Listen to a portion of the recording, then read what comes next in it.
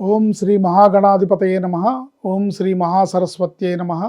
శ్రీపాదవల్లభ నృసింహ సరస్వతి శ్రీ గురుదేవ దత్తాత్రేయాయ నమః.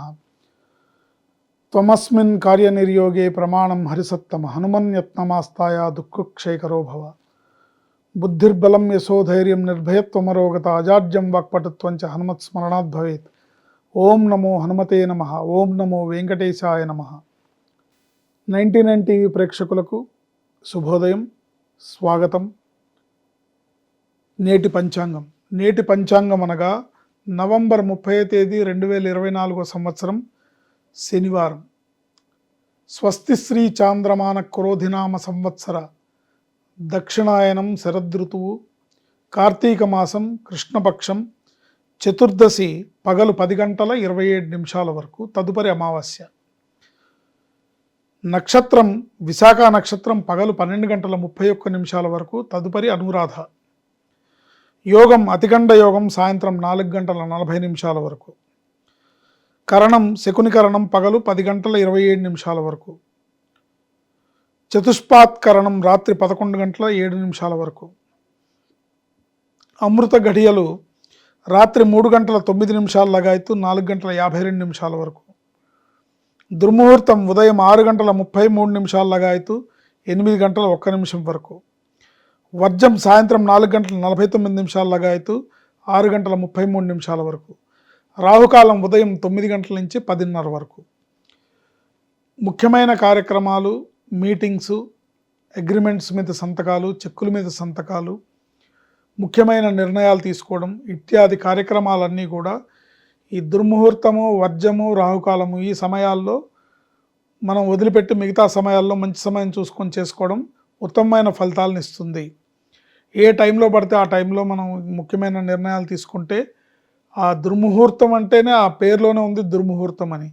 వర్జము అంటే వర్జింపదగినదని అర్థం.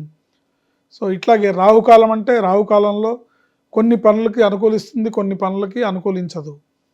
మీకు మీ జాతకంలో రాహు యోగిస్తున్నట్టయితే అనుకూలిస్తుంది, కానీ అది జాతకం చూసుకున్నప్పుడు కదా తెలిసేది. అందుకనే ఈ టైమింగ్స్ వదిలిపెట్టి మిగతా టైమింగ్లో మీరు మీ కార్యక్రమాలు చేసుకోవడం మంచిది.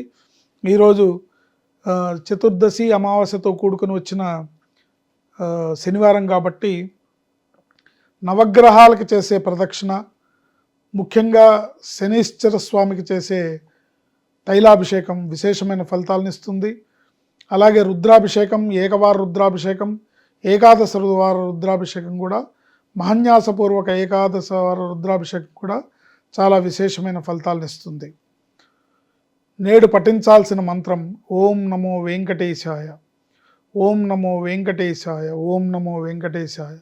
ఈ మంత్రాన్ని జపించడం ద్వారా అనేక రకాలుగా గ్రహశాంతిని, అనేక రకాల ఆపదలని, ఇబ్బందుల నుంచి, గండాల నుంచి బయటపడి ఆ దేవదేవుడైన ఏడుకొండల వెంకటేశ్వర స్వామి పరిపూర్ణమైన అనుగ్రహంతో అన్ని రకాలుగా మీరు, మీ కుటుంబం అభివృద్ధిలోకి పయనిస్తుందని చెప్పడంలో ఎటువంటి సందేహం లేదు. ఈరోజు శ్రాద్ధ తిథి అమావాస్య. ఓన్లీ శ్రాద్ధ తిథికి మాత్రమే అమావాస్యగా తీసుకోవాలి. ఎందుకు అంటే 10 గంటల 27 నిమిషాల వరకు చతుర్దశి ఉంది, తర్వాత అమావాస్య వస్తుంది. కానీ అపరాహ్న కాలంలో ఏ తిథి ఉంటే అదే శ్రాద్ధ తిథి చేయాలి. అపరాహ్న కాలానికి అమావాస్య ఉంది కాబట్టి ఈరోజు కార్తీక మాస అమావాస్య రోజు గతించిన పెద్దలకి శ్రాద్ధకర్మను నిర్వర్తించటం అనేది మన విధి. మీ కుటుంబంలో ఎవరైనా కార్తీక మాస అమావాస్య రోజు గతించిన పెద్దలుంటే వారికి శ్రాద్ధ కార్యక్రమాన్ని నిర్వర్తించి వంశాభివృద్ధికి, గోత్రాభివృద్ధికి ఫలితాన్ని పొందగలరుగాక.